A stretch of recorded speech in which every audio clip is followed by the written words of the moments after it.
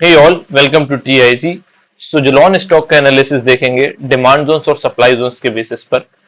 अगर हम बात करें सुजलॉन स्टॉक की, तो रिसेंटली हमें काफी अच्छी तेजी देखने को मिली है। स्टॉक जहां पर लास्ट बॉटम बनाया था रिसेंट में, वहां से लगभग लगभग 40% से ज्यादा की मूव दिखा चुका है। और इसके लिए हम रीजन समझेंगे, और जो रीजन होंगे वो प्योरली डिमांड जोन्स और सप्लाई जोन्स के बेसिस पर हम डिस्कस करेंगे। समझने की कोशिश करेंगे कि इतने रैपिड मूव के पीछे एक्चुअल रीजन क्या था, और जो ये करेक्शन था उसके पीछे भी क्या रीजन रहे। उस इन सब चीजों को समझने के लिए डिमांड जोन्स और सप्लाई जोन्स का हम यूज करेंगे, जिसको इंस्टीट्यूशनल थ्योरी भी बोलते हैं। जिन लोगों को ये पता नहीं है कि डिमांड जोन्स और सप्लाई जोन्स क्या होते हैं, उनके लिए मैं डिस्क्रिप्शन बॉक्स में लिंक दे दूंगा। वहां पर मैंने उस वीडियो में इंस्टीट्यूशंस के फुटप्रिंट्स को आइडेंटिफाई करना और डिमांड जोन्स और सप्लाई जोन्स कैसे काम करते हैं उसको मैंने डिटेल में समझाया है। तो आई रिक्वेस्ट यू कि उस वीडियो को जरूर देखें, उसके बाद ही इस एनालिसिस को देखें।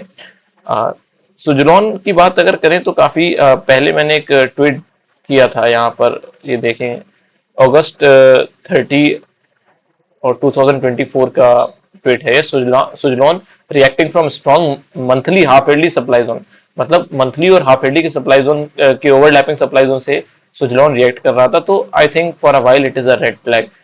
उसके बाद अगेन जब सुजलॉन में फॉर्मेशन हुए, तो ये जनवरी 22 जनवरी का ये ट्वीट है। यहां पर मैंने मेंशन किया है कि यहां पर सुजलॉन में जो फॉल आ रहा था वो एक अच्छे डिमांड जोन की तरफ प्राइस को लीड कर रहा था।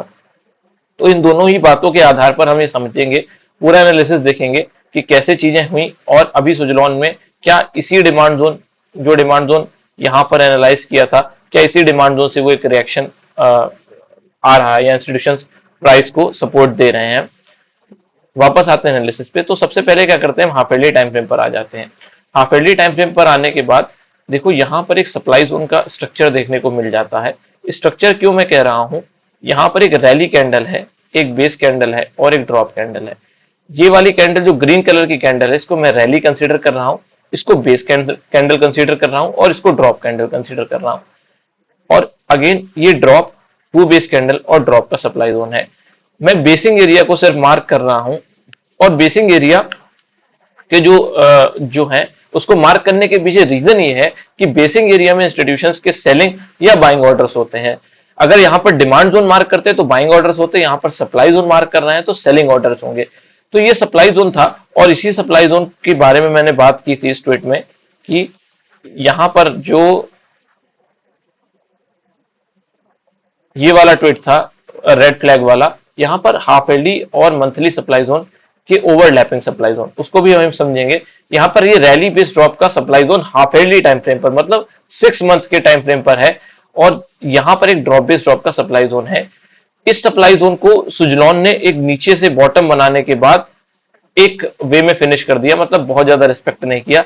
लेकिन आप देखेंगे जो दूसरा वाला सप्लाई जोन है, वहां से हमें एक सेलिंग डायरेक्शन देखने को मिला था और वहीं से सेलिंग आ रही थी। तो उसके पीछे रीजन क्या है, उसके पीछे सिंपल रीजन देखो ये है कि ये वाले सप्लाई जोन को प्राइस ने रिस्पेक्ट क्यों नहीं किया। देखो ध्यान से समझो, डिमांड जोन और सप्लाई जोन को बनाने का इंटेंट इंस्टीट्यूशंस क्या क्या होता है। अगर कोई supply zone let suppose form किया गया है, तो उसके पीछे रीजन क्या है कि जब वहां से सेलिंग आएगी, जब लोग एक्साइटेड होंगे, जब हर जगह पर एक एक्साइटमेंट बिखर रही होगी, तब इंस्टीट्यूशंस क्या करेंगे, वहां पर अपने सेलिंग ऑर्डर्स को ट्रिगर करने लगेंगे। और यहां पर जो इस बाइंग को देखकर आएंगे लोग, वहां से उनके बाइंग ऑर्डर्स इंस्टीट्यूशंस को मिलेंगे, उनके बाइंग ऑर्डर्स और इनके सेलिंग ऑर्डर्स आपस में मिलेंगे। अगेन यहां पर कैपिटल बहुत ज्यादा होती है सेलिंग इंस्टीट्यूशंस की, तो आपके जो बाइंग ऑर्डर्स है वो फेल हो जाएंगे और number of sell buying orders zero हो जाएंगे। जैसे number of buying order zero होंगे, प्राइस नीचे की तरफ मूव करने लगेगा।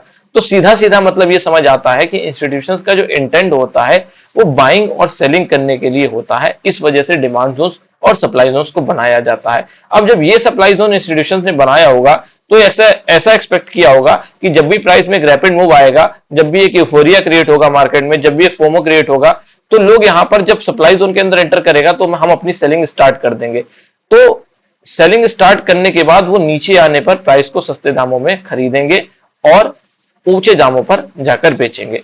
लेकिन हुआ क्या, प्राइस में क्या हुआ, प्राइस में उतनी ज्यादा सेलिंग नहीं आई और प्राइस इन बिटवीन ही नीचे से नीचे आता चला गया।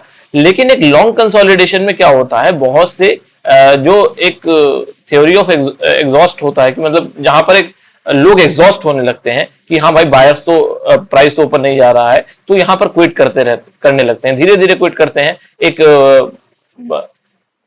एग्रेसिव सेलिंग नहीं आती, एग्रेसिवली लोग क्विट नहीं करते स्टॉक्स में, धीरे धीरे क्विट करते हैं क्योंकि लंबा कंसोलिडेशन फेज लोग नहीं बिता पाते। जैसा कि अभी मार्केट करंट सिनेरियो में क्या है, लगभग 2 साल से साइडवेज मार्केट है और वो बहुत ही हेक्टिक हो रहा है लोगों के लिए। लोगों को वो चीज बर्दाश्त हो जाती है कि प्राइस या तो नीचे जाए या ऊपर जाए, वो हम देख लेंगे, लेकिन कंसोलिडेशन का समय निकालना बहुत कठिन होता है। लेकिन मेरे अकॉर्डिंग सबसे इंपॉर्टेंट टाइम होता है कंसोलिडेशन का टाइम। आप वहां पर कितना मेंटली स्ट्रांग रहते हो, अपने डिसीजंस पर फर्म रहते हो कि जो मैंने स्टॉक खरीदे हैं, या अपने एनालिसिस के बेसिस पर मेरा जो एनालिसिस था वो सही था। हो सकता है आपके डिमांड जोन ब्रेक हो गए हो सकता है कि कोई सप्लाई जोन बहुत स्ट्रांग बन गया हो, लेकिन जो डिसीजन आपने लिया था अगर वो रैशनल था, तो जब भी मार्केट के सेंटीमेंट चेंज होंगे, जब भी ये कंसोलिडेशन फेज ऊपर खत्म होगा, तो फिर वो डिमांड जोन अपना काम करेंगे। दूसरी बात ये आ जाती है कि हम क्या समझने जा रहे थे कि यहाँ पर जो कंसोलिडेशन का फेज हो गया, इस कंसोलिडेशन के फेज में क्या हुआ कि नंबर ऑफ जो वीक बायर्स थे वो खत्म हो गए, और उन वीक बायर्स ने क्या किया, इंस्टीट्यूशंस को बाइंग ऑर्डर दे दिए। इसीलिए जब प्राइस यहां से ऊपर चला गया, तो ऊपर गया तो रैपिड तरीके से गया क्योंकि नंबर ऑफ सेलर्स जीरो हो गए। जैसे नंबर ऑफ सेलर्स जीरो हुए, प्राइस में एक रैपिड मूव आ गई, और तब ये सप्लाई जोन काम नहीं किया। सिंपल बात समझो क्यों नहीं काम किया, क्योंकि इस सप्लाई जोन को बनाने का उद्देश्य इस कंसोलिडेशन ने पूरा कर दिया, और अगर इस कंसोलिडेशन ने वो उद्देश्य पूरा कर दिया तो इस सप्लाई जोन की तो जरूरत ही नहीं इंस्टीट्यूशंस को, फिर प्राइस यहां से रैपिड तरीके से भागा। ऑल्दो लोअर टाइम फ्रेम पर थोड़े से ऑर्डर्स रहे होंगे, तो वहां पर थोड़ी बहुत एग्जीक्यूशन हुई होगी और प्राइस थोड़ा बहुत ड्रॉप हुआ होगा, लेकिन कभी उतना ज्यादा ड्रॉप नहीं हुआ जितना हमें इस सप्लाई जोन से देखने को मिल रहा है। उसके पीछे रीजन क्या है, यहां पर एक यूफोरिया क्रिएट हो चुका होगा, मार्केट ओवर वैल्यूड हो चुकी होगी, निफ्टी भी एक निगेटिव सेंटीमेंट में है, ग्लोबल चीजें सपोर्ट में नहीं है, और सप्लाई जोन में प्राइस हिट कर रहा है, तो फिर करेक्शन एक देखने को मिलता है। और इसी सप्लाई जोन की वजह से क्या हो रहा है, सेलिंग देखने को मिल रही है। अब थोड़ा समझते हैं। अब देखो ये जो हाफ ईयरली वाला सप्लाई जोन है, ये थ्योरी मैंने क्लियर कर दी कि ये सप्लाई जोन काम क्यों नहीं किया। दूसरी बात समझते हैं कि ये सप्लाई जोन काम क्यों किया। अभी देखो यहां पर ये रैली बेस ड्रॉप का सप्लाई जोन है, ठीक है, रैली बेस ड्रॉप का सप्लाई जोन है, और इस सप्लाई जोन को हम स्ट्रक्चर कंसीडर कर रहे हैं।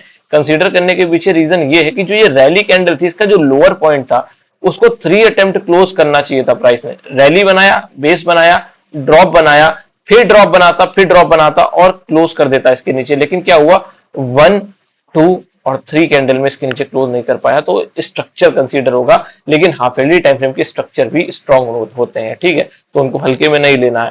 फोर्थ अटेम्प्ट में क्लोज किया, इसलिए मैं स्ट्रक्चर कंसीडर कर रहा हूं, और स्ट्रक्चर इन कंपैरेटिवली वीक होता है। जब मैं कंपैरेटिवली वर्ड यूज कर रहा हूं तो स्ट्रक्चर कंपैरेटिवली सप्लाई जोन के कंपैरिजन में वीक होते हैं, ठीक है। क्वार्टरली टाइम फ्रेम पर स्विच करते हैं। क्वार्टरली टाइम फ्रेम पर हमें क्या देखने को मिलता है, क्वार्टरली टाइम फ्रेम पर भी एक स्ट्रक्चर देखने को मिल जाता है, लेकिन क्वार्टरली पर ज्यादा कंसर्न नहीं है। क्वार्टरली पर कंसर्न हमारा इधर साइड में है, इस डिमांड जोन की साइड में है। यहां पर एक डिमांड जोन इंस्टीट्यूशन ने फॉर्म किया था, एक लॉन्ग, एक लंबी बाइंग आई थी सुजलॉन में, और उस बीच क्वार्टरली पर सिर्फ एक डिमांड जोन बना। इस डिमांड जोन को रैली का डिमांड जोन कहते हैं। रैली कैंडल बनी, बेस कैंडल बनी, रैली कैंडल बनी, आरबीआर का डिमांड जोन बन गया। ये रैली बेस रैली का demand zone, price half yearly के स्ट्रक्चर से नीचे आ रहा है और क्वार्टरली के डिमांड जोन तक आ गया था, ठीक है। अभी मंथली टाइम फ्रेम पर आते हैं। मंथली टाइम फ्रेम पर जब मैं ये वाली कैंडल को एक रैली और ड्रॉप कंसीडर कर रहा हूं, तो इसी वाले सप्लाई जोन की बात मैंने उस रेड फ्लैग वाले ट्वीट में की थी, और आप देखो कितने बेहतर तरीके से इस सप्लाई जोन में काम किया है। हाफ ईयरली के अंदर मंथली का ही एग्जीक्यूशन होता है, और मंथली ने अपना काम बशर्ते बहुत अच्छे तरीके से किया है। इस सप्लाई जोन में प्राइस आया और यहां से हमें एक बड़ा फॉल देखने को मिल गया, लेकिन प्राइस में सेलिंग आ रही थी मंथली ओरिजिन से। अब देखो मंथली पर ये प्रॉपर सप्लाई जोन है, क्योंकि एक ही कैंडल ने इस रैली कैंडल को फिनिश कर दिया। अब हाफ ईयरली का जो टाइम फ्रेम था वो एक स्ट्रक्चर के रूप में था, लेकिन यहां पर जो क्वार्टरली का डिमांड जोन हमने देखा था, ध्यान से समझो, थोड़ा सा चीजें ट्रिकी हो रही हैं आई थिंक। ये जो क्वार्टरली का डिमांड जोन था, रैली बेस रैली का डिमांड जोन था, इस डिमांड जोन में प्राइस आ गया और यहां से भी ऊपर की तरफ जाने लग रहा है। तो जो हाफ ईयरली से सेलिंग आ रही थी उसको क्वार्टरली के डिमांड जोन ने रोक लिया। ये सुनने में थोड़ा अजीब लगता है, लेकिन क्योंकि हायर टाइम फ्रेम का जो सप्लाई जोन होता है वो ज्यादा स्ट्रांग होगा। मतलब अगर supply zone higher time frame का है और डिमांड जोन उससे लोअर टाइम फ्रेम का है, ये क्वार्टरली का है हाफ ईयरली का है, तो हायर टाइम फ्रेम के जोन ज्यादा स्ट्रांग होते हैं। फिर भी क्वार्टरली के डिमांड जोन ने उसको होल्ड कर लिया। उसके पीछे सिंपल रीजन देखो क्या है कि पहली बात तो ये स्ट्रक्चर था, और ये ओरिजिन ऑफ सेलिंग क्या था, मंथली था। ना ही क्वार्टरली पर कोई सप्लाई जोन था प्रॉपर, ना ही हाफ ईयरली पर था। मंथली पर सप्लाई जोन प्रॉपर था, लेकिन जिसको हाफ ईयरली का सपोर्ट था, हाफ ईयरली स्ट्रक्चर का सपोर्ट था, इसलिए प्राइस यहां पर अच्छे से तो फॉल किया। लेकिन और इसने क्या किया देखो, इसने यहां पर इस वाले क्वार्टरली डिमांड जोन को खत्म ही कर दिया है, सॉरी इस वाले मंथली डिमांड जोन को। यहाँ पर एक रैली है, ये बेस है और ये रैली है। प्राइस जब यहां से नीचे आया तो यहां से एक मूव तो दिखाई, लेकिन वहां से सस्टेन नहीं कर पाया और यहां से हमें एक सेलिंग देखने को मिल गई, क्योंकि प्राइस हाईयर टाइम फ्रेम के सप्लाई जोन से आ रहा, तो मंथली का रोकना उतना आसान नहीं था। लेकिन क्वार्टरली का जो टाइम फ्रेम था उसके अंदर देखो वीकली का एक डिमांड जोन था, और वो वीकली का डिमांड जोन अगेन मेंशन करके दिखाता हूं आपको। यहाँ पर ड्रॉप और ये रैली, और जो ग्रीन एरिया है उसके अंदर ये डिमांड जोन ओवरलैप कर रहा है। ओवरलैप कर रहा है मतलब इसको हाईयर टाइम फ्रेम का सपोर्ट है, और जिनको हाईयर टाइम फ्रेम का सपोर्ट है उनको तोड़ना उतना आसान नहीं होता है। आगे ये लाइन, हाँ ये वाला डिमांड जोन, और इसी डिमांड जोन की बात मैंने अपने इस ट्वीट में की थी कि यहाँ पर जो ये डिमांड जोन है ये क्वालिटी का डिमांड जोन दिखता है। As per my analysis this weekly demand zone in Suzlon seems comparatively better, not a buy sell recommendation. Demand zone quality का था, इसीलिए इस डिमांड जोन में आके प्राइस क्या किया, सस्टेन किया। और ये जो अभी आपको बड़ी बड़ी कैंडल्स, बड़ी बड़ी मूव देखने को मिल रही हैं, वो इस डिमांड जोन की वजह से देखने को मिल रही हैं। इसी डिमांड जोन में आकर प्राइस यहां से ऊपर की तरफ रैली कर रहा है। अब क्वेश्चन ऐसा आता है कि क्या ये रैली सस्टेन होगी। देखो ऊपर की तरफ अगर देखने जाओ तो क्वार्टरली पर एक सप्लाई जोन हमें दिख जाता है। अभी मैं सब कुछ मिटा दे रहा हूं क्लैरिटी के लिए कि देखो बैक टू बैक दो सप्लाई जोन है। इतना आसान तो नहीं होगा सुजलॉन के लिए, लेकिन जब लोअर टाइम फ्रेम पर मैं देखता हूं तो लगता है कि हाँ उतना कठिन भी नहीं होगा। यहां पर देखो ये दो सप्लाई जोन है, बैक टू बैक दो सप्लाई जोन है। पहला सप्लाई जोन रैली और ड्रॉप का सप्लाई जोन है। 3 अटेम्प्ट क्लोज है, पहला दूसरा तीसरा, तीसरे अटेम्प्ट ने इसके नीचे क्लोज कर दिया।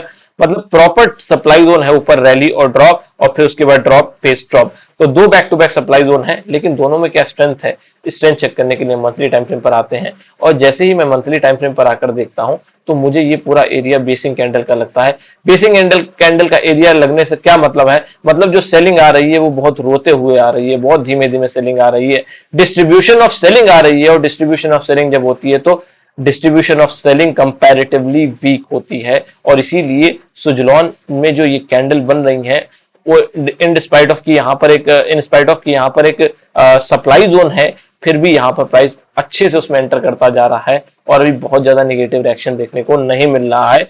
आगे कैसा क्या होगा, क्या सस्टेन करेगा प्राइस मुझे नहीं पता, लेकिन डिमांड सप्लाई के अकॉर्डिंग मुझे यहाँ पर ये जो सप्लाई जोन है उसमें उतनी स्ट्रेंथ नहीं दिखती। वीकली पर अगर मैं स्विच करता हूं तो वीकली पर भी एग्जीक्यूशन के नाम पर यहाँ पर एक रैली बेस्ड ड्रॉप का सप्लाई जोन जरूर है, बट अगेन उतना क्वालिटी का सप्लाई जोन नहीं लग रहा है। ऊपर की तरफ भी यहाँ पर कोई सप्लाई जोन क्वालिटी का नहीं है। डेली टाइम फ्रेम पर एक बार देख लेते हैं। डेली टाइम फ्रेम पर ये एक हर्डल हो सकता है, लेकिन डेली के सप्लाई जोन में भी उतना इंपैक्ट ना डालें। देखो आप देख ही रहे हो कितना इंपैक्ट डाल रहा है, इसने ऑलरेडी इसको ब्रीच कर दिया है, एक ही गो में ब्रीच कर दिया है, कंप्लीटली खत्म नहीं किया। लेकिन ये रैली भी, इस रैली का जो डेली का डिमांड जोन बनाया वो सप्लाई जोन के अंदर सस्टेन कर रहा है, जो कि ये दिखा रहा है कि इस डिमांड जोन की स्ट्रेंथ कंपैरेटिवली कितनी वीक है। ऊपर यहाँ पर कोई सप्लाई जोन नहीं है, मतलब जो पहला वाला सप्लाई जोन हमने एनालाइज किया उसके अंदर उतनी स्ट्रेंथ नहीं दिखती। जो क्वार्टरली का सप्लाई जोन पहला हमने एनालाइज किया उसके अंदर उतनी स्ट्रेंथ नहीं दिखती। अब दूसरे वाले सप्लाई जोन की बात कर लेते हैं। ये जो दो लाइन है यहाँ पर एक थोड़ा हर्डल रहेगा सुजलॉन के लिए। ये जो दूसरा सप्लाई जोन ऊपर की तरफ जो ओरिजिन का सप्लाई जोन है, क्योंकि जो बाइंग आ रही थी, जो बाइंग इनिशिएट हुई थी, उसको इस सप्लाई जोन ने ही खत्म किया है।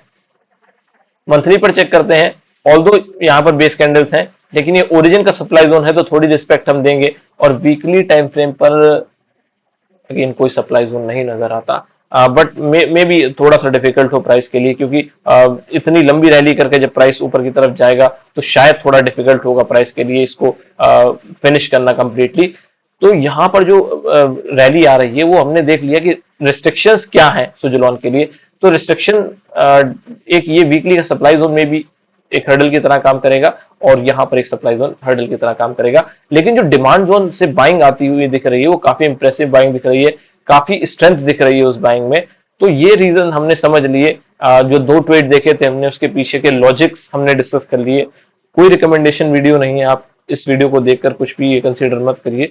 यहाँ पर सुजलॉन एक अच्छे डिमांड जोन में है या अच्छे सप्लाई जोन में है, और बाइंग के लिए अवेलेबल है या सेलिंग के लिए अवेलेबल है। हाँ, सीखने के लिए आप देख सकते हैं, समझने के लिए आप देख सकते हैं, और यही उद्देश्य है इस वीडियो को बनाने का कि आप डिमांड जोन्स और सप्लाई जोन्स की समझ रखें, सीखें, समझे और उस आधार पर अपने डिसीजंस लें। ये था कंप्लीट एनालिसिस सुजलॉन का बेस्ड ऑन डिमांड जोन से सप्लाई जोन। अगर आपको ये वीडियो अच्छी लगी हो तो प्लीज वीडियो को लाइक करें, शेयर करें, सब्सक्राइब करें। Thank you.